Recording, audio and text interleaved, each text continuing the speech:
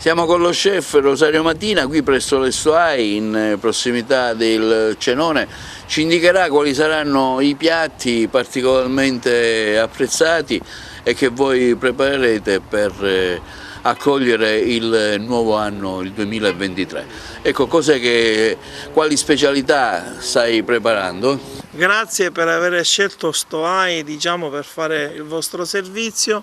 Ritorno ad Agrigento dopo 18 anni, devo dire che sono quasi emozionato. Prima di parlare di menù di piatti voglio ringraziare vivamente la famiglia Alba, Simona Frenna, il nostro direttore artistico Marco Savatteri, che mi hanno coinvolto in questo progetto meraviglioso. Devo dire, noi ci siamo fatti ispirare per la nostra cena di fine anno e di inizio anno da due eventi importanti che succedevano all'antica Grecia, però assieme alla mia brigata l'abbiamo riportata nell'età contemporanea in una cucina raffinata, coccolerà i nostri clienti. Cosa saranno? Saranno dei piatti, ci sarà il baccalà fatto con una crosta di pistacchio e una patata schiacciata all'interno. La mia è una cucina di pochi ingredienti, una cucina che guarda al mondo salutare, e ci sarà un raviolo molto particolare fatto scomposto con una salsa di pesce e di astice. Faremo una zuppa antica come si faceva una volta a della fregola, ci sarà il panettone con lo zabaione, ci sarà un secondo bellissimo, io lo chiamo il piatto del buon ricordo, che sarà un filetto di branzino avvolto in una foglia di fico. Saranno piatti un po' così particolari, ma saranno raffinati, e sono pronti i piatti per coccolare, i nostri clienti l'anno che verrà. Oltre alla cena, il tutto sarà condito da anche un lieto evento, uno spettacolo. Il grandissimo maestro Marco Savatteri stupirà con il simposio degli dei in una versione speciale, sicuramente ai nostri clienti. Io sono quasi impaziente di poterlo ammirare dopo tanto tempo e non vedo l'ora che assieme ai miei piatti e la cucina del mio staff il suo spettacolo sicuramente sarà una cosa esclusiva per Agrigento. È stato un 2022 particolarmente bello, ricco di soddisfazioni, dove ha potuto essere presente in tantissime, l'abbiamo visto con le sue testimonianze, in tantissimi posti internazionali. Devo dire che è un 2002 straordinario, ho girato quasi il mondo e devo dire che è stato un anno per me veramente fantastico.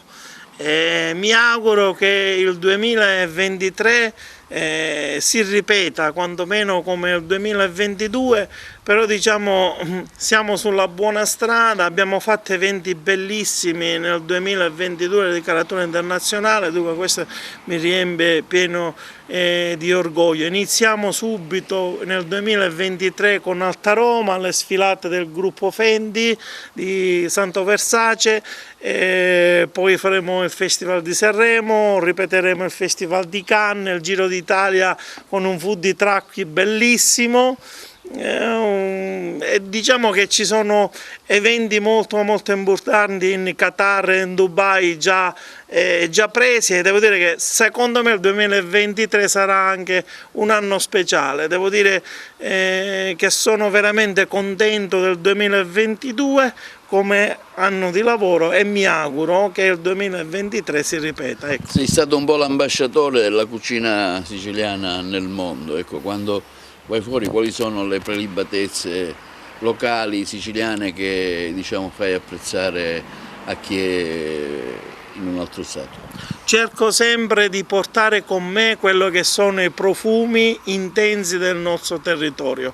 Io cucino secondo la mia memoria storica e cerco sempre di far uscire fuori tutti quei prodotti che purtroppo non hanno la fortuna, come la pasta con le sarde, la cassata, i cannoli che si conoscono in tutto il mondo.